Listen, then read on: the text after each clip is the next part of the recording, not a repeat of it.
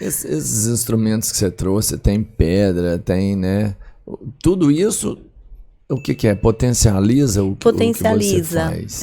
Pra mim, é que eu gosto muito de cristais, né? Como um todo. Então, eu acho que cristais, eles dão uma elevada na frequência como um todo. Então, para mim, que trabalho com seres espirituais, é como se fosse um ambiente mais confortável, perto de cristais. A frequência fica melhor. Os símbolos é o que a gente chama de radiônica. O que seria radiestesia? Radiestesia é a medição, é o diagnóstico. A radiônica é a ferramenta que é colocada para alterar aquela frequência, que seriam os símbolos. Então, muitos símbolos já são conhecidos, que nem o pentáculo hebraico, Yahvé, já são símbolos que usam na radiestesia tradicional. E aí eu coloquei como se fosse numa mesa, que aí ela vem com uma função um pouco mais energética, até como se ficasse amplificada. Sim. Dentro da mesa, dessa conexão. O símbolo ainda vai atuar como um símbolo de radiônica, só que ele fica amplificado. Todos esses aí, na verdade, quem é da área reconhece todos esses símbolos. Uma parte é que teve alguns que acabaram sendo canalizados, né? Esse aqui tem um significado, mas ele entrou como outro, e esses dois aqui que acabaram entrando canalizados, que trazem uma frequência específica. Esse da árvore eu já vi em algum lugar. Tem assim, muito de árvore, né, que é de conexão com família, também, né? Tinha muito nos celtas, né, a conexão dos celtas com a árvore da cabala, né, a árvore da vida, como um todo. Como que você usa isso aí? É só para potencializar? Te ajuda a receber uma mensagem? A mesa como um todo? A mesa é como se fosse um portal multidimensional. Ela fica alocada energeticamente num local que é o que a gente chama de espaço claridade. Por isso que no meu nome sempre tem o claridade, que é o nome do projeto. Ali é o quê? É como se ficasse uma ferramenta conectada a seres de luz, que trabalham nessa mesa. Quem trabalha com a energia dessa mesa para ajudar? Por isso que eu falo, não sou eu que vou lá e tiro o loucão que está colado na pessoa. É a egrégora que trabalha com a ferramenta. Então, é Arcanjo Miguel, seres de fraternidade branca, hierarquias angelicais, Federação Galáctica da Luz. São esses seres que acabam atuando. Legal. Então, o que acontece? Imagina que é como se fosse um grande computador. Quando eu me conecto na mesa e conecto a pessoa que vai ser tratada na mesa, é como se a energia dela fosse lida lá em cima. O que a gente faz aqui da medição e da colocação das ferramentas é o que eles estão apontando que está sendo tratado na energia da pessoa.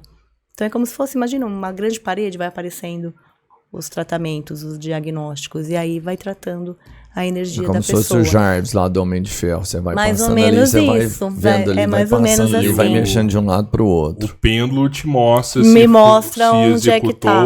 se não, se tá pronto. E aí, qual que é a nossa função como terapeuta da mesa? É fazer essa conexão, levar a energia da pessoa e depois trazer de volta. Ancorar nesta dimensão que é a nossa. Já limpa, já saneada. Legal. Com uma Já sessão tratada. você consegue, então, vamos pensar, limpar uma melhorar. boa parte das coisas. Nossa, melhora, assim, influências negativas em geral a gente corta bastante. O que eu não consigo mexer na mesa, tá? Eu não consigo mexer muito em estados emocionais, porque aí eu acredito que tem que ser terapias mais tradicionais, com uma constância e uma frequência, mas eu consigo indicar, por exemplo, olha, precisa trabalhar esse sentimento de culpa, ou precisa trabalhar a mágoa, algo nesse sentido. A gente consegue colocar frequências para harmonizar sentimentos, mas não vai extrair aquele sentimento. A pessoa não vai deixar de ser raivosa de um dia para o outro por conta de uma mesa radiônica. E frequências médicas de saúde, a gente coloca ferramentas de cura, ferramentas até que auxiliam em reparo de DNA, mas a pessoa tem que continuar com o tratamento médico. Sim. No humano, porque ainda está com a matéria encarnada, né? Então, precisa continuar com os tratamentos. A gente potencializa os tratamentos da pessoa. Você tem aí, você consegue fazer, vamos pensar, o que para a gente seria uma premonição, mas para você é só uma informação? É uma informação. É um diagnóstico. É um diagnóstico. De uma coisa que vai acontecer e aí você consegue modificar às vezes vem, alguma coisa. Às vezes vem. É porque a linha do tempo ela não é estável, né? A gente acha que é tudo muito programado. Lembra que toda decisão que você toma leva uma linha de tempo diferente. O tempo é relativo, né? O tempo é relativo, ele não é... Então, o que a gente olha aqui é o estado atual da pessoa. O que está interferindo naquele momento na vida daquela pessoa. Se é uma influência negativa, se é uma influência de vida passada, se é uma influência familiar, se é uma influência de ambiente. Então, a mesa ela vai te dar um diagnóstico desde, por exemplo, você fica sentado todo dia num local que passa uma linha de Hartmann, por exemplo. A Terra tem, né? Como se fosse uma malha magnética. A gente tá nessas linhas o tempo inteiro. Só que você não pode ficar mais de 6 horas, por exemplo, sentado no ponto de intersecção. Então, por exemplo, às vezes a tua cama tá exatamente naquele ponto de intersecção de uma linha dessas. Se tiver algo nesse sentido na tua energia, a mesa detecta, a gente pergunta em qual lugar que tá, se é ambiente profissional, se é ambiente familiar, procura o cômodo e fala pra pessoa, muda 10 centímetros pro lado da tua cama. Que isso? Então vai desde essa parte mais até, seria quase uma geobiologia energética, até questões mais complexas, se é uma influência de vida passada. Acho que a coisa mais bizarra que eu já limpei na mesa foi uma praga de um papa numa vida passada. Caramba! O Papa jogou uma praga na pessoa, numa encarnação. Mas e essa praga ficava... no indivíduo, numa pessoa só? Numa pessoa. Uma praga praga papal, assim? Praga papal. Eles tiveram um desentendimento, ele convivia com o Papa, teve um desentendimento, esse Papa antigo jogou uma praga nele. Nessa vida, essa energia ainda estava impregnada nele. Mas você acha que a praga teve uma potência maior por ser Papa? Eu acho que por tinha, porque já tinha um assim? trabalho energético, né?